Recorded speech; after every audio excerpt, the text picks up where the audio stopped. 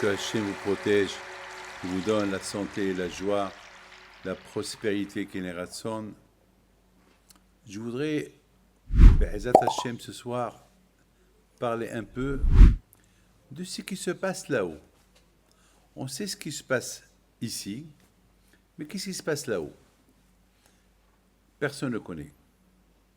À tel point que Hachamim, ils disent Ayin Lora'ata.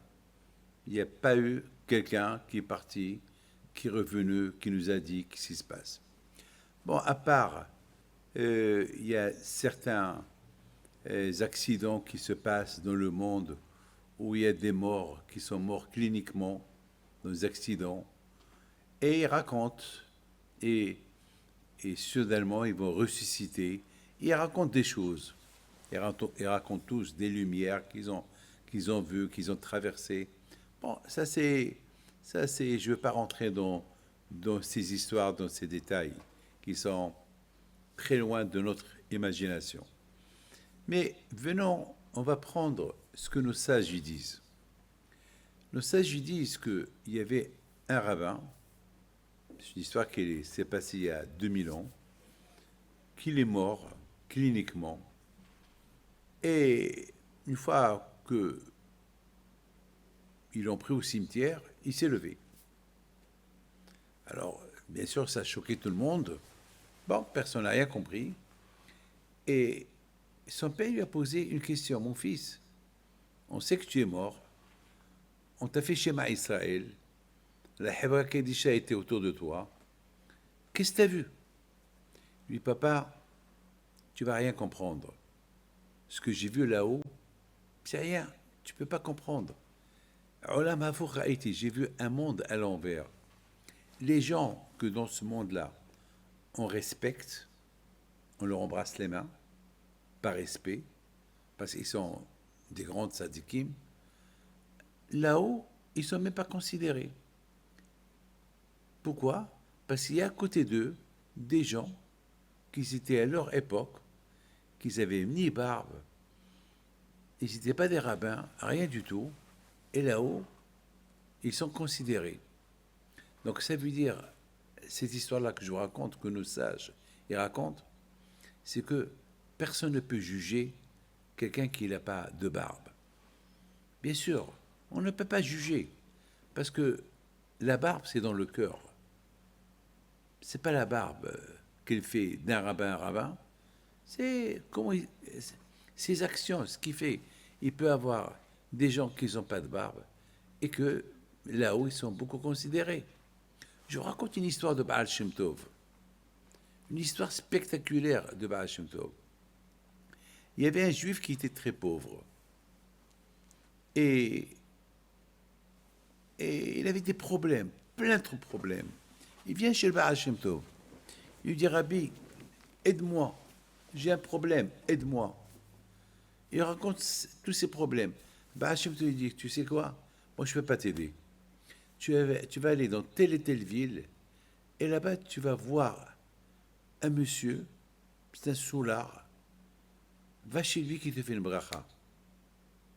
Il lui dit, quoi, un soulard? Il veut me faire une bracha? Je lui dis, écoute-moi, fais ce que je te dis avant que le temps de ta bracha, il va y passer. Il va passer.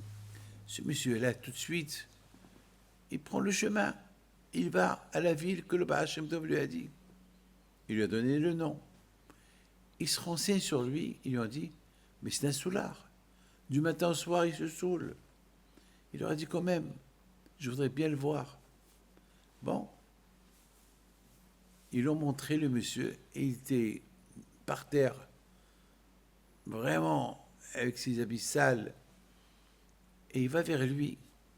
Il lui dit, Rabbi. Et l'autre, il commence à crier, moi je ne suis pas un rabbi, moi je suis un soulard.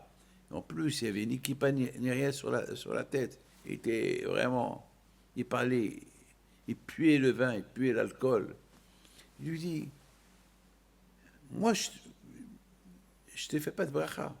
Il dit, je t'en prie, voilà, je t'achète une très belle bouteille de vin et il lui donne la marque. Ah, alors si tu me fais ce service-là, que tu m'achètes cette bouteille-là, je te fais une bonne bracha. C'est ce que tu veux, je te fais la bracha. Ok. Il va, il achète la bouteille. Il le prend avec lui, il achète une belle bouteille. Et là, il dit, je rêve, mais j'ai jamais goûté de ce vin-là. Et tout de suite, il ouvre la bouteille, il commence à boire. Et l'autre lui dit, monsieur, ma bracha. Il dit, écoute-moi, voilà, je te bénis, que Dieu te protège, qu'il te donne ce que tu veux, etc. Il fait une bonne bracha. Bon, et monsieur, il est parti. Miraculeusement, les portes ils s'ouvrent. Les portes de la Panassa, les portes ils s'ouvrent. Il va chez le Baal Shem Tov. Il dit, Rabbi, je ne comprends pas. Toi, tu es Baal Shem Tov. Toi, tu bénis les gens. Au lieu que c'est toi qui me bénis, tu m'as envoyé chez quelqu'un qui m'a fait une baracha et qu'elle a été acceptée. Mais comment ce monsieur-là, il est capable de me faire une bracha? Tu peux me dire? Il lui dit, écoute-moi, ce monsieur-là, il était amoureux d'une femme. Et il a ramassé de l'argent pour aller fauter avec elle. Il a ramassé de l'argent pour aller fauter avec elle. Et il passe dans la rue pour aller vers cette femme, et il voit un juif qui était en train de pleurer. Un juif qui marche et il pleure. Il l'arrête.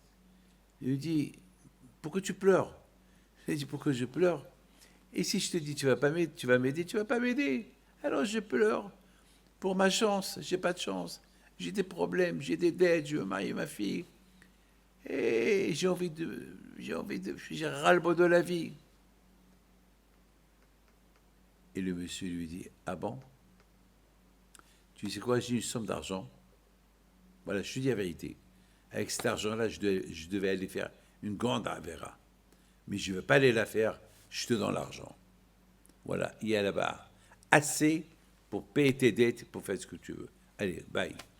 Ce qu'il a fait, ce monsieur-là, ça a fait un grand bruit dans le ciel. Baal Shem Tov dit, ça fait tellement un grand bruit que dans le ciel, ils ont décidé que celui à qui il fait une baracha, la baracha va être acceptée. Mais de l'autre côté, il y a eu d'autres malachim dans le ciel qui ont dit, alors s'ils commencent à bénir tout le monde, alors les gens ne vont plus prier. Si chacun a un problème, il va aller chez lui et il va commencer à bénir tout le monde. Alors, il n'y aura plus de libre arbitre. Il n'y aura plus de récompense, il n'y aura plus de punition. Parce que tout le monde va faire la queue pour aller chez lui. Je veux une bracha, je veux une bracha, je veux une bracha. Et ces brachot, ils vont être acceptés. Et il va avoir plus de Kippour, de Rosh Hashanah. Les gens ne vont pas faire Teshuvah. Ils vont dire, on va fauter, et après on va aller chez lui, il va nous souhaiter bonne année, et il va passer une bonne année. Alors, dans le ciel, ils ont décidé que ce monsieur-là, il soit tout le monde saoul, il soit tout le temps saoul. Comme ça, personne ne profite de ses brachot. Comme ça, il bénit personne. Tu es le premier à qui il a béni. Voilà. Regardez, mes amis, ça, c'est les choses qui se passent là-haut. Mais mes amis, il faut savoir une chose. Personne n'est venu de là-haut pour nous dire ce qui se passe là-haut. Mon grand-père, Rabbi Haim Pinto,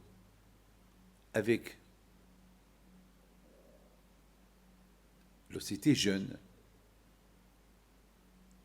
très jeune, chaque Shabbat, il faisait Aliyat Neshama. C'est quoi Aliyat Neshama? Lorsqu'il va à la synagogue, il fait Moussaf, il monte sa Neshama, il se connectait très fort avec le ciel. Vous savez, lorsqu'on prie à Hachem. C'est pour ça qu'il faut faire attention. Lorsque vous allez à la synagogue, on ne va pas à la synagogue pour discuter, pour parler, pour prendre de l'apéritif. On va pour prier. Celui qui n'a pas compris que la synagogue, c'est un lieu de prière, c'est mieux qu'il ne va pas à la synagogue. Celui qui va à la synagogue uniquement pour discuter, parler et faire et voir la bourra. C'est pas la peine, c'est même pas la peine qui prie à la maison. Alors, si tu pries pas à la synagogue, où tu vas prier? À la maison, tu pries pas. Tu vas à la synagogue, tu pries pas. Tu vas prier où?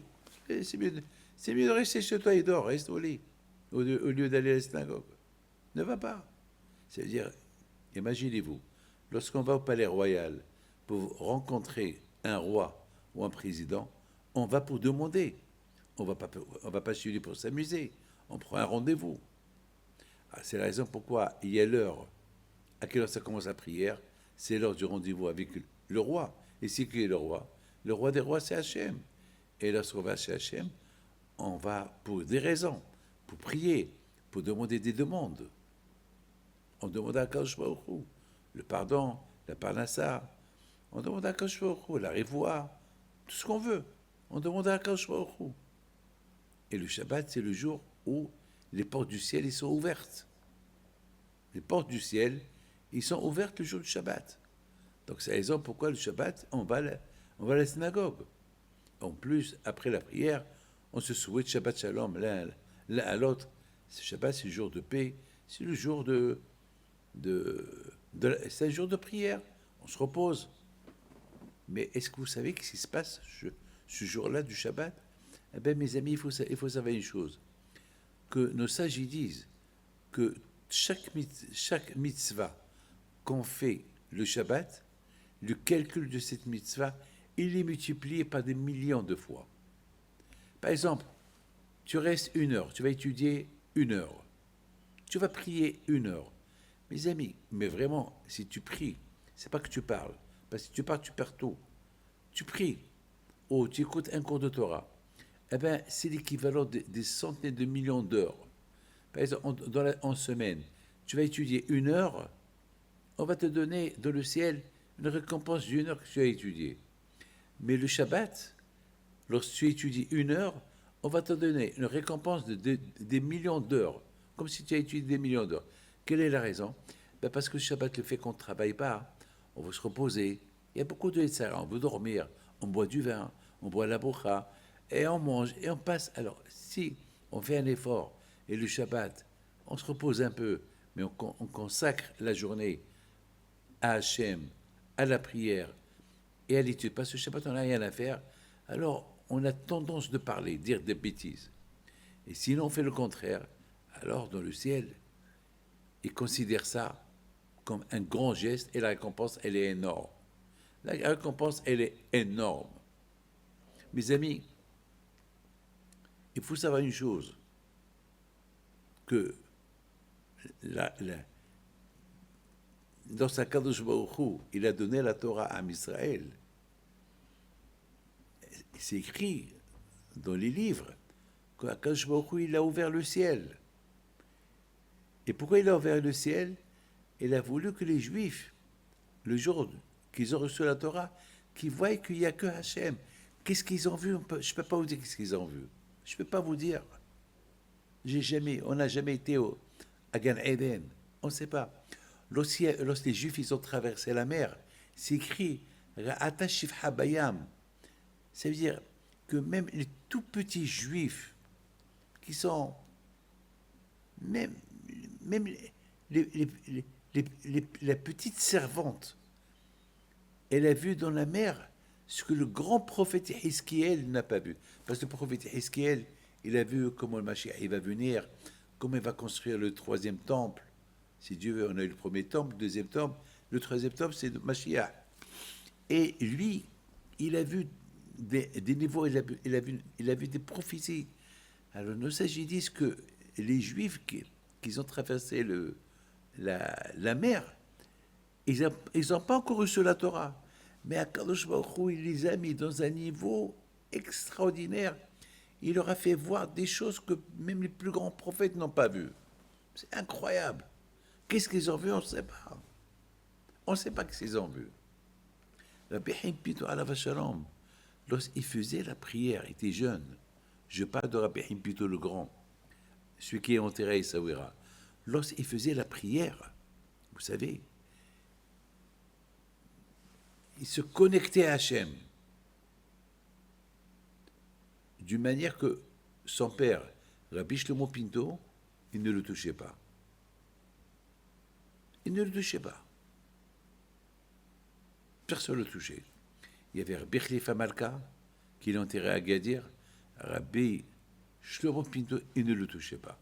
Parce qu'ils savent la manière comment il priait, il était connecté, et s'ils le touchent, ils peuvent le tuer. C'est de la folie. Et un jour, jusqu'à l'heure de Minha, Rabbi Haim Pinto, il était encore connecté.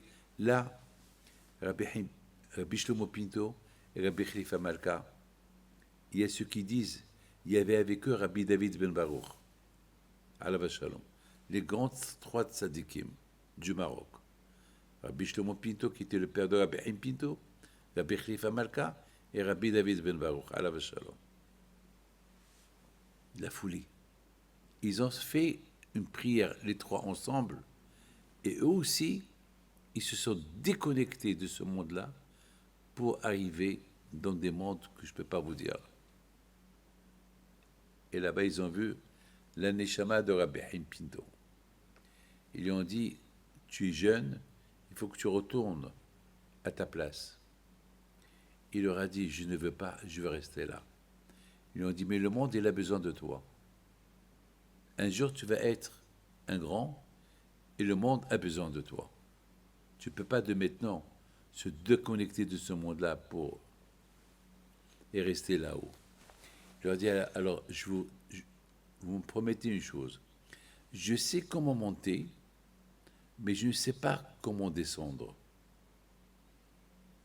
J'ai des difficultés pour descendre, parce qu'une fois que je suis là, j'ai envie de rester là. Alors vous allez m'apprendre comment descendre dans le monde d'où je viens. Ils lui ont promis.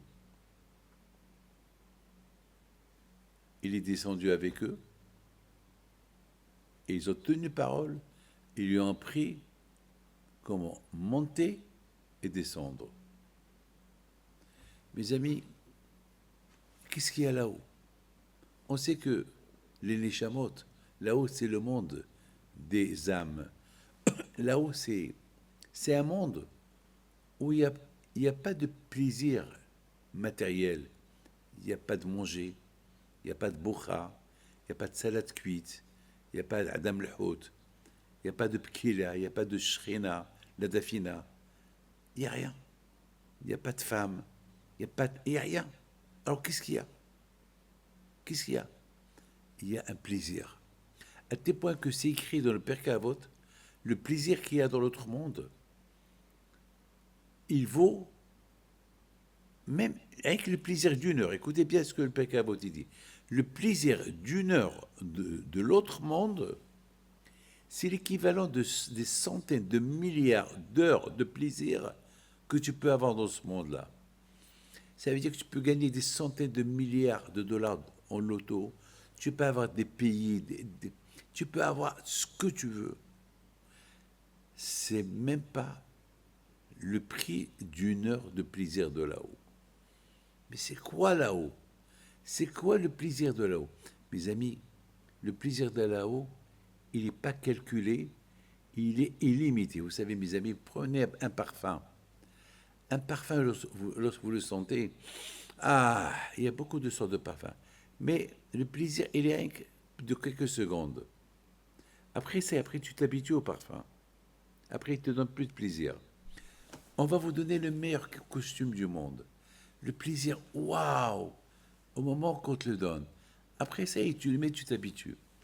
Vous allez donner la plus belle bague du monde à votre femme, avec une rivière de diamants, une rivière. Vous savez, les rivières que les femmes, il y a des rivières qui coûtent. Moi, une fois, mon beau-frère, à New York, il m'a montré une rivière, il m'a montré une fois un diamant qui coûte presque 50 millions de dollars. Vous savez, il y a des rivières qui coûtent la reine Elisabeth, elle a des bijoux qui coûtent des centaines de millions de dollars. Prenez la meilleure bague de 40 carats, de 1000 carats, une bague en diamant. Vous savez, une bague qui va couvrir toute la main de votre femme, un diamant que vous savez, il brille. La femme, elle va dire waouh, waouh, waouh, combien de temps? Un quart d'heure. Après, sa main, ça va être lourd. Elle va l'enlever. Ah, elle est lourde. Elle va la poser.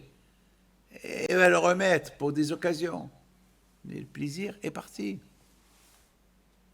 Dans ce monde-là, les plaisirs, ils sont limités. Quelqu'un qui va gagner au loto, il va être heureux, heureux, heureux. Ouais, j'ai gagné au loto, da, da, da, da, da. Ça va durer combien? Un jour, 2 jours, après ça y est. Après, il oublie. Tous les plaisirs, ça dure. Jamais j'oublierai. Jamais j'oublie. Lorsqu'on casse le carême, le jeûne, on prend le café, on le boit, ah, quel plaisir. On prend le gâteau, ah, quel plaisir. Après, ça y est, le plaisir s'en va. Jamais j'oublierai, mes amis, quelqu'un que il avait envie de manger un steak poivré avec du whisky. Il y a un steak de poivre. C'est une histoire qui est dans ma tête, que jamais j'oublierai. Il y avait Sheva Brachot quelque part à Paris. Il y a longtemps de cette histoire. Et puis, chacun il a commandé ce qu'il veut. C'est un restaurant magnifique. C'est un restaurant où il y avait là-bas 10 menus pour le Sheva Brachot. Il y avait là-bas des steaks poivre. Et on t'apporte le steak et on met du poivre et du whisky et on l'allume avec du feu et tu vois. Une fois, je l'ai essayé. Essayez-le. Peut-être c'est bon. Moi, je l'ai aimé, mais une seule fois, je l'ai mangé dans ma vie. Parce que je me suis brûlé. Alors, depuis, je ne le touche plus. Alors, mes amis, mais j'ai vu le monsieur, comment il a mangé. Mmh. Et, et après, une fois qu'il a mangé, c'est un gros steak, et il ajoute encore un autre. Et il a commencé à manger le deuxième steak avec appétit. Et à un moment donné, il a laissé le quart ou la moitié. Je lui dis, alors finis-le. Il m'a dit, je ne peux plus. Ça veut dire que dans ce monde-là, le plaisir, il est limité. Par contre, mes amis, nos sages ils disent que dans l'autre monde, le plaisir, il n'est pas limité. Ça veut dire, ici, tu sens le parfum, tu as le plaisir au début, après c'est fini, mais là-bas, c'est le plaisir, il continue, il continue, il continue, il ne s'arrête pas. Le plaisir, mais quoi? Qu'est-ce qu'on voit là? Il n'y a pas d'or. Les choses qui te font plaisir dans ce monde-là, il n'y a pas dans l'autre monde. Alors c'est quel plaisir? On n'a pas vu, on ne sait pas. On le sait. Il n'y a que Hachamim qui disent que le Shabbat, c'est Me'en Olamaba. Le plaisir qu'on a le Shabbat, quand même, il y a un plaisir au Shabbat. Je ne sais pas quel moment. Chacun, il a un moment dans le Shabbat où il sent un plaisir. Ça, c'est même pas 1% du plaisir. Ce plaisir que tu as le Shabbat, c'est même pas 1% du plaisir qu'il y a à Olamaba. Un plaisir spirituel. Ce n'est pas un plaisir matériel, un plaisir de manger, un plaisir spirituel. Lequel on ne sait pas. On ne sait pas. On n'a pas vu. Ça, c'est ce qu'on appelle le secret de la surprise. La surprise que chacun, il doit s'attendre à cette surprise-là. Qu'est-ce qu'il y a là-haut? Parce que on n'a pas des choses qui nous garantissent, voilà ce qui se passe là-haut. On sait qu'il y a les tzadikim, on prie par leur mérite. On sait qu'ils sont à Gan Eden. On le sait, on a l'aïmouna. On a l'aïmouna qui a Tihet Amiti, que les morts ils vont ressusciter. On a l'aïmouna qu'il y a Olamaba, il y a l'autre monde, il y a là-haut. On a l'aïmouna qui y a la récompense. Il y a la punition. Il y a la récompense, il y a la punition. Mais est-ce que quelqu'un il l'a vu? À part des gens qui viennent et qui rêvent. Il y a des gens qui font des rêves, qui nous racontent. Mais personne ne connaît. Personne n'a vu. Mais mes amis, je vous dis quelque chose personnel. Moi, je vous dis quelque chose. beaucoup des fois, lorsque j'étudie la Torah et je comprends la Torah, vous savez, la Torah, je l'aime. La Torah, je l'adore. Il n'y a rien qui peut me séparer de la Torah. Je l'adore, je l'aime. Mon plaisir, moi j'ai toujours dit à ma femme, surtout la première fois que je lui ai dit, ça l'a choqué. Je lui ai dit, Viviane, j'ai une autre femme que j'aime plus que toi. Et j'étais sérieux. Elle me regarde et rigole. Je dis, je rigole pas moi. Elle me regarde. Et tout le monde qui me regarde, je lui dis, ben oui. Il y a toi, il y a la Torah. Je suis marié avec la Torah aussi. Et alors je la comprends, la Torah, le délice de la Torah. Lorsqu'on comprend quelque chose de la Torah, vous n'avez aucune idée. C'est quoi le plaisir qu'on a lorsqu'on comprend la Torah? J'ai fait une fois un rêve. J'ai donné un cours de Torah dans le rêve.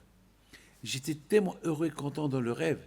Lorsque je me suis réveillé, je souriais tout seul et je me suis levé au milieu de la nuit pour écrire le cours que j'ai donné dans le rêve.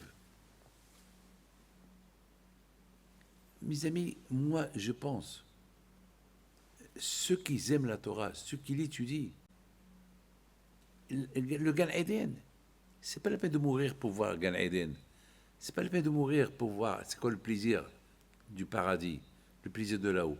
En bas, ici, dans ce monde-là, il y a aussi le Gan Eden. Lorsque tu kiffes la tfila, lorsque tu étudies la Torah, et tu l'aimes, et tu la désires, alors tu sens Gan Eden. Mais si de force, tu vas à la synagogue, pour parler, de force, tu vas écouter un cours de Torah, et après le cours de Torah, tu dis, il te fait ni chaud ni froid. Alors, il n'y a aucun plaisir. Il n'y a rien, il n'y a aucun plaisir. Il n'y a rien. Mes amis, je voudrais vous dire quelque chose. Lorsque le roi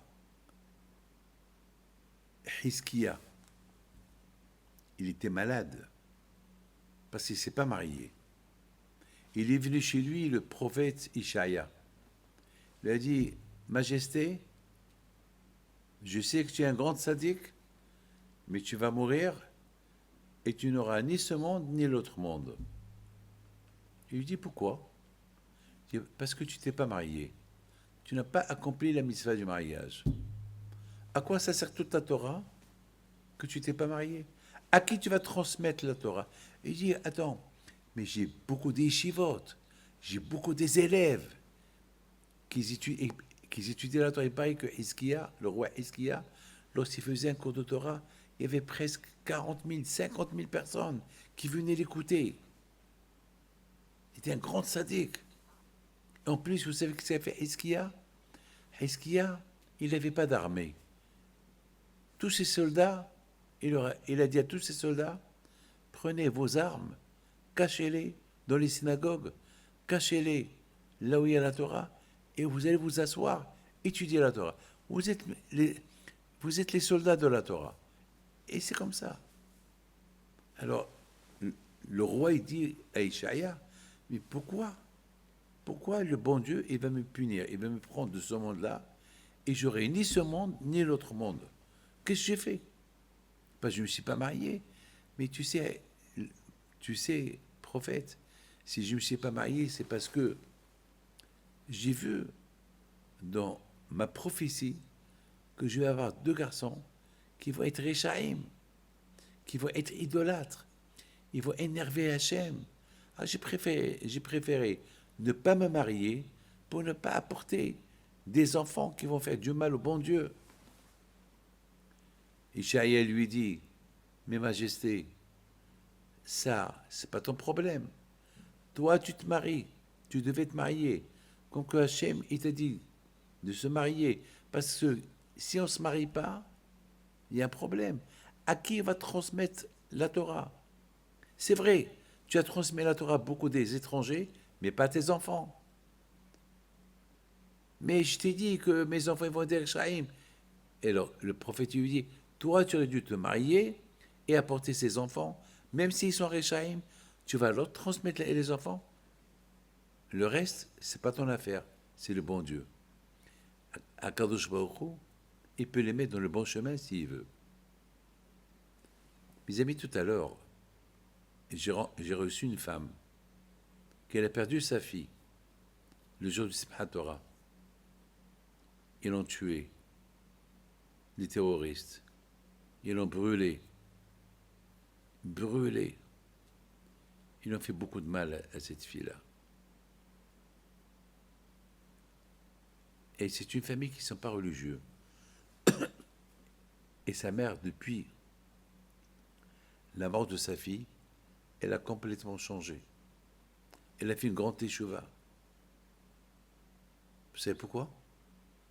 Parce qu'elle a trouvé une feuille que sa fille lui a... Une feuille que sa fille, elle a écrit elle-même une lettre d'amour à Hachem. Sa mère, qu'elle savait que sa fille n'était pas religieuse, elle lit cette lettre d'amour que sa fille, qui n'était pas religieuse, elle a écrit à Hachem. Et il demande à Hachem, Hachem, aide-moi à venir vers toi. Je veux marier à l'âge de 26 ans. Protège mes parents. Lorsque la maman, elle a vu comment sa fille, elle écrit cette lettre. Elle écrit cette lettre une semaine avant qu'elle ait été tuée. Elle a ajouté dans la lettre, avec l'aide d'Hachem, Shabbat prochain, je ne vais pas observer le Shabbat, mais le Shabbat d'après, ça va être le premier Shabbat que je vais observer. Mais malheureusement, elle est morte le Shabbat d'après. Elle est morte dans Ariaim, là où il y avait la soirée. Malheureusement. C'est de la folie. Et sa mère, elle a pris un coup, elle a fait teshuva. Ça veut dire quoi? Ça veut dire qu'il y a toujours un espoir. Il y a toujours un espoir. C'est ce que le prophète, il a dit à Hizkiya. Il lui dit, Majesté, toi tu te maries, même si tes enfants ils sont des Kshaïm, Hachem, il peut, c'est le propriétaire, c'est le boss, il peut les apporter dans une situation pour qu'ils fassent teshuva. Moi je connais beaucoup de gens qui fumaient Shabbat, qui mangeaient du non kasher, qui s'étaient mariés avec des goyotes, et ils ont fait une grande teshuva. Je connais même des gens qui étaient loin, plus que loin. Ils ont fait teshuva, ils sont retournés vers Hachem. Pas Hachem, il est le seul capable d'ouvrir les yeux à la personne.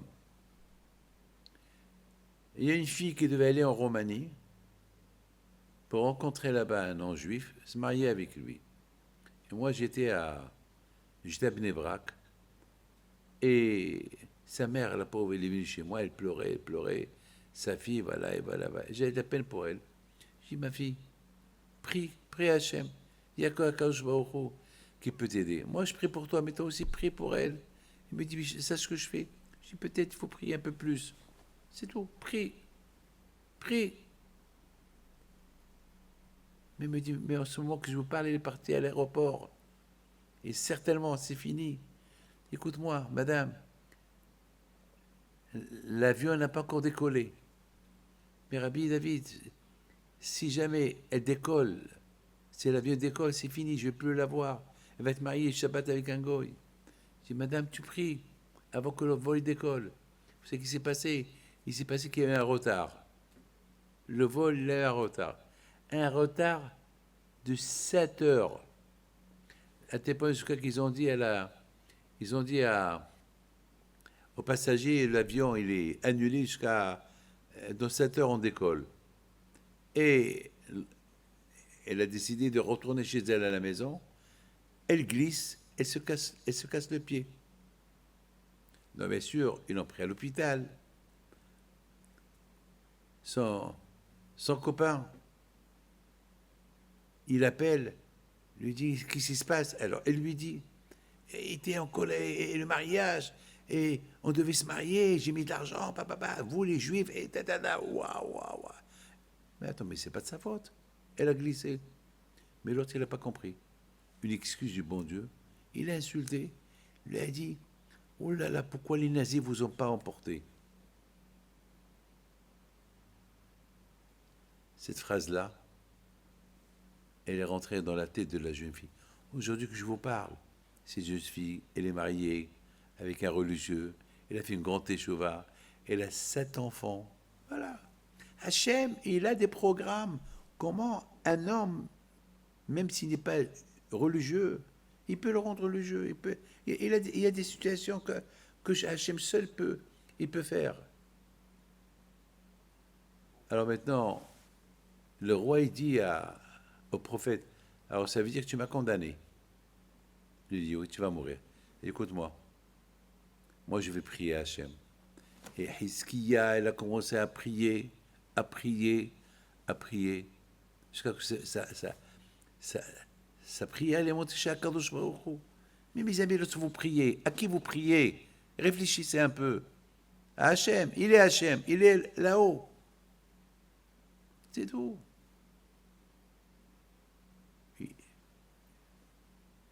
Ta prière, il monte là-haut. T'as un problème, tu pries. Et prie. Regardez mes amis, qu'est-ce qui s'est passé exactement à Berlin? Hitler, il a réussi à tuer 6 millions de juifs. Il a réussi à tuer 6 millions de juifs. Haman, il voulait tuer tous les juifs. Il n'a pas réussi. Quelle est la différence entre Haman et Hitler? Pourquoi Haman, il a voulu tuer tous les juifs, il n'a pas réussi, et Hitler, il a quand même réussi à tuer 6 millions de juifs? C'est vrai, on fait une fête, on fait Purim. On fait Purim. Pourquoi on fait Purim? Parce que pour Hachem, aucun juif n'est mort. Haman, il n'a pas réussi. Bon, aujourd'hui, on fait le deuil pour les 6 millions de la Shoah. C'est vrai, Hitler n'a pas réussi à tuer tous les juifs du monde, mais il a tué quand même 6 millions de juifs.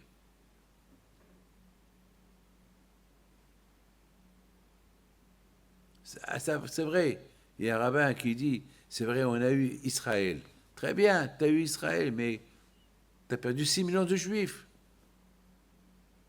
Et même en Israël, il y a encore la guerre. Alors, on a gagné quoi? Mes amis, la différence entre Haman et Hitler, c'est à l'époque de Haman, les Juifs, ils ont prié. Ils ont prié pendant 3 jours. 3 jours, ils ont jeûné 3 nuits. La prière, ils ont prié, et crié, et prié, et prié, et voilà. Grâce à Dieu, ça s'est annulé.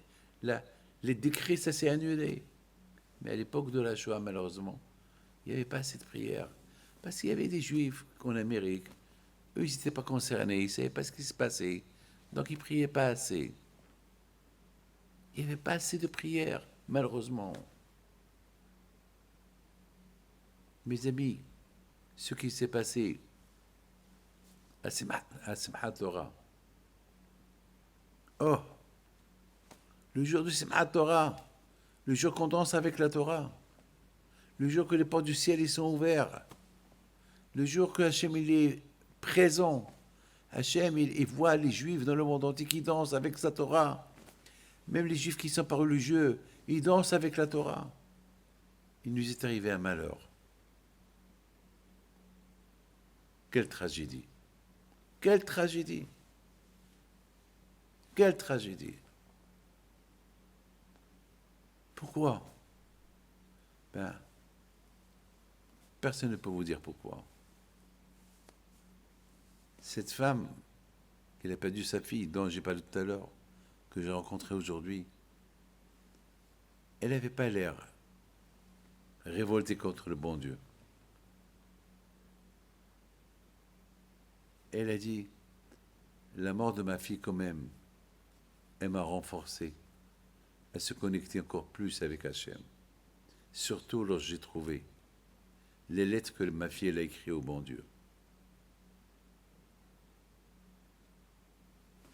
Mes amis, finalement, le roi Hiskiel, le roi Hiskia, sa prière elle est montée chez Hachem.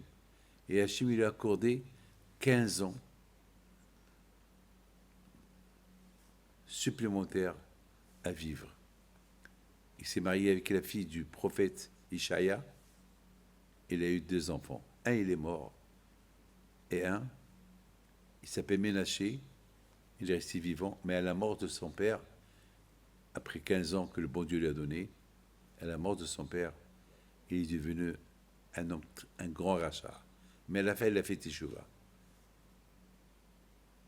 Lorsqu'il a vu, lorsqu'il était en captivité, parce qu'ils lui ont fait la guerre, il a perdu la guerre, ils l'ont capturé, ils ont commencé à le brûler, il a prié au bon Dieu, il a fait une grande Teshuvah, et le bon Dieu l'a protégé, il est retourné à son royaume. Ça veut dire qu'Akadosh Baruch Hu, il peut créer des situations, comment ramener la personne dans la Teshuvah. On vit dans un monde qui est matériel. Le spirituel, on le voit uniquement lorsqu'on fait des mitzvot. La prière, Nida, on respecte Nida, on respecte Shabbat. On sent quelque chose. On sent le spirituel. Mais là-haut, on ne sait pas. Mais on peut sentir ce qu'il y a là-haut à travers ce qu'il y a en bas. Mais il y a des règles. Il y a des règles à respecter. Pour sentir le paradis dans ce monde-là, il y a des règles à suivre. Pour décoller un avion, pour faire décoller un avion, il y a des règles à suivre. Pour sentir Hachem, il y a des règles à suivre. Pour être connecté à Hachem, il y a des règles à suivre. Rien n'est gratuit. Les tzadikim qui sont attachés à Hachem, il y a des règles qu'ils ont suivies. Je voudrais, mes amis, terminer mon cours. Que je vais vous faire un peu rigoler. Il y a un monsieur qui vient chez moi. Il me dit, Rabbi David, j'ai écouté un de vos cours que vous parlez, ce qui se passe là-haut, etc., etc., etc. C'est intéressant. Mais j'ai vu une preuve qu'il y a quelque chose là-haut. Je sais que mon père, il vénère tous les tzadikim, il voyage. Lorsqu'on était jeune, il nous a pris pèleriner les tzadikim. Mais je suis jaloux de mon père, il me dit. Il croyait beaucoup. Mais moi, je veux des preuves. Moi, je suis intellectuel. J'ai fait des études. J'étais à l'université. Et j'ai fait des grandes études. Je suis pharmacien. Et je suis aussi biologiste. Et je suis. Et moi, je vois, je crois ce que je vois. Mais là, vous parlez des choses que c'est dur pour moi d'y croire. Je dis, qu'est-ce que tu veux? Il me dit, ça vous dérange pas? Une preuve. Une petite preuve. Dites-moi quelque chose, montrez-moi quelque chose. Je dis, tu sais quoi? Je vais te prouver qu'il y a Dieu. Tu vas t'allonger sur... Voilà, je suis dans mon fauteuil. Je vais le mettre un peu vers le derrière. Et je veux que tu fermes tes yeux. Je vais te faire schéma Israël. Et toi, tu répètes après moi.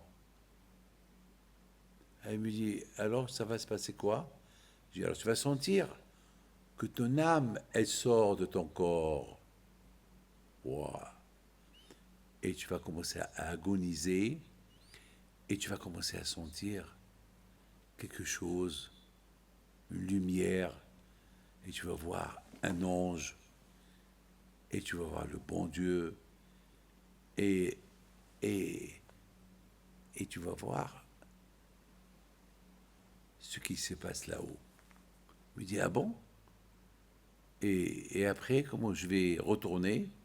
Je dis, alors monsieur, ça je ne peux pas te répondre. Pour te faire sortir ton âme de ton corps, et pour monter là-haut, je peux. Mais pour te ramener en bas, je ne peux pas. Ça, il faut... Une fois que tu es là-haut, demande la permission pour descendre en bas. Ah non, non, non, non, je ne veux pas. Non, non, je ne veux pas prendre le risque. Ah, Hamar. Alors, tu as peur alors? Ça veut dire que tu crois. Ben, ah oui, je ne veux pas prendre les risques. Je dis, tu vois comment les Sahara, ils jouent avec toi? Il te fait croire que tu ne crois pas. Il te fait croire que tu ne crois pas. Alors que tu es un juif que tu crois. Il a commencé à rigoler. Il a dit, c'est vrai. Le Sahara, il m'a eu. Le Satan, il m'a eu. C'est vrai. C'est vrai. Non, ça y est. Rabbi David, c'est pas la peine de faire pour moi Shema Israël. Moi, je vais le faire. Il a répété Shema Israël, Adonai Eloheinu Echad. Voilà, mes amis, chacun de nous, il a l'émouna. Chacun de nous. Il a l'émouna au cas où. Mes amis, que le bon Dieu vous protège. Il vous donne la santé. N'oubliez pas une chose. Vous voulez goûter le plaisir de l'autre monde, même que vous ne l'avez jamais visité, vécu, c'est à travers le Shabbat, à travers les mitzvot, à travers les sacrifices que vous faites, comme ce soulard-là, avec Baal Shem Tov. Il a vu un juif qui était dans le besoin, il avait l'argent qu'il a ramassé pour aller avec une femme, il a fait un sacrifice, il a tout donné à ce monsieur-là. Et Minashamaim, du ciel, ils ont donné récompense. À qui béni, sa bracha soit acceptée. Et 100%, il a Gan Eden. Hachem ici, à qui il donne Gan Eden? Il y a même des gens qu'on croit qu'ils sont loin, et lorsqu'ils sont morts, ils sont partis à Gan Eden. Parce que c'est Hachem seul qui sait. Nous, on ne sait pas. Nous, on croit que ceux qui ont Gan Eden, c'est les barbus. Ceux qui ont un chapeau et la barbe. C'est pas vrai. C'est Hachem seul qui sait qui a Gan Eden, qui le vrai, qui le faux. Mes amis, bon Dieu vous protège, vous donne la santé.